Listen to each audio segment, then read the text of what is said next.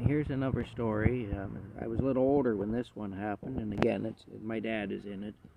Um, in the 1980s, my grandmother, who was my dad's mom, she was dying of cancer. And I was really close to my dad's parents. They were really like second parents to me.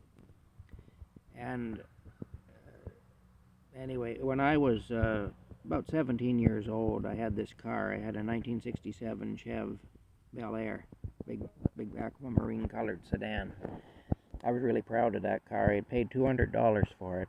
Yeah, I already told you I was on my own when I was 15 and working in a wire factory.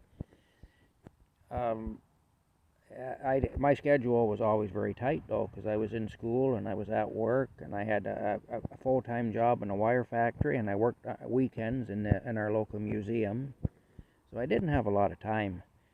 And I'd stopped at a place and I'd gotten a hamburger or something, and I had eaten that in a hurry, and I hadn't paid a whole lot of attention to how I looked.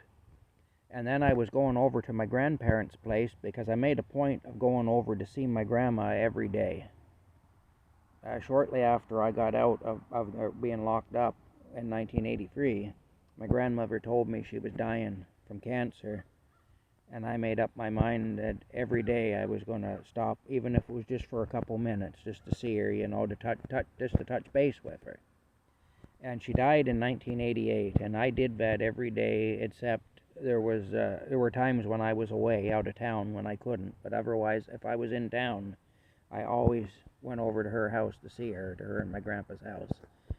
So I got something to eat, and I'm on my way over to my grandparents' house in my car, and I stop at this stop sign. It was like a four-way stop, and I was 17 years old. I was just a young guy, and it was 1985. This was, and there was this real pretty girl come to a stop just on the upper side of the intersection, facing me.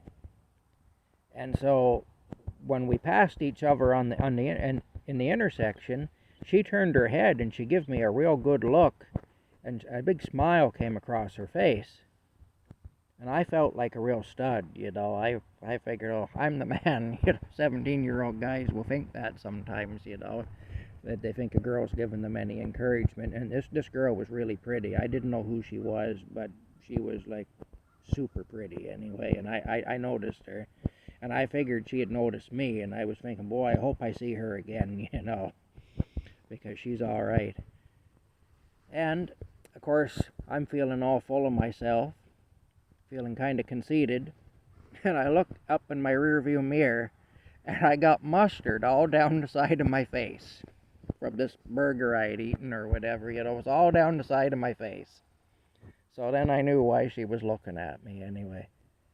So I go over to my grandparents, and my dad is there. It was in the summertime, and he's sitting on a lawn chair on the back stoop, like on an afternoon. I don't know when exactly. I don't know what day of the week it was. I was going to say a Saturday because he was usually working for the week, but maybe it wasn't. I don't know.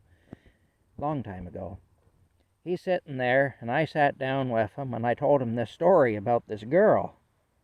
And mustard all down my face, and I had the mustard all down my face and everything. I told him about all that.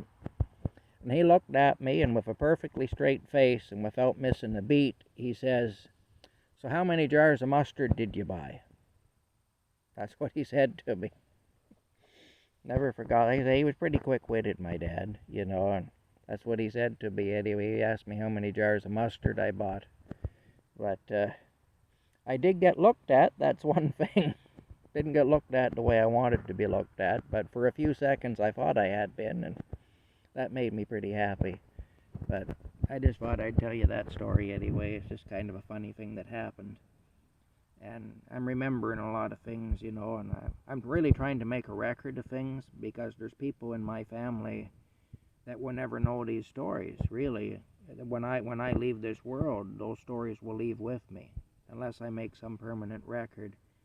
So for the people who weren't born yet when this stuff happened, or for the people who were around but they were just kids, or they just never knew about it or whatever, that's why I'm doing this anyway.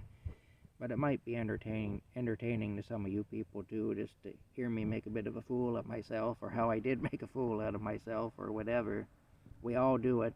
and I'm guilty of that too anyway. Of course, when I was 17 years old, I never really got much attention from girls, but I kind of felt like I was the man just for a few seconds anyway.